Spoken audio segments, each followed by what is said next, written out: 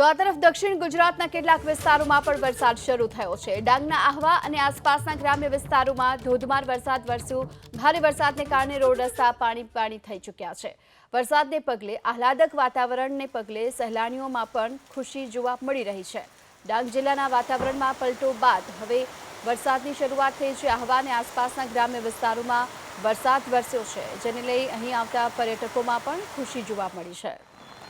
મહીસાગરના લુણાવાડા વિસ્તારમાં પણ ધોધમાર વરસાદ નોંધાયો છે। છેલ્લા અડધા કલાકથી લુણાવાડા શહેરમાં સતત વરસાદની શરૂઆત થઈ છે। લુણાવાડા શહેરમાં વરસાદને લઈ માંડવી બજાર, હાટડિયા બજાર, હુસેની ચોક સહિતના વિસ્તારો હાલ તો પાણી થઈ ચૂક્યા છે। માર્ગ ઉપર જાણે કે નદી વહેતી હોય એ પ્રકારના દ્રશ્યો પણ જોવા મળ્યા। મહીસાગર જિલ્લામાં લાંબા સમયના વિરામ બાદ વરસાદની શરૂઆત થઈ છે, જેને લઈને ખેડૂતો અને લોકોએ પણ ખુશી વ્યક્ત કરી છે। જિલ્લામાં વરસાદની અછતની વચ્ચે હાલ તો ફરી એક વખત વરસાદની શરૂઆત થઈ છે અને આ વરસાદ ખેડૂતો માટે આશીર્વાદરૂપ સાબિત થઈ રહ્યો છે।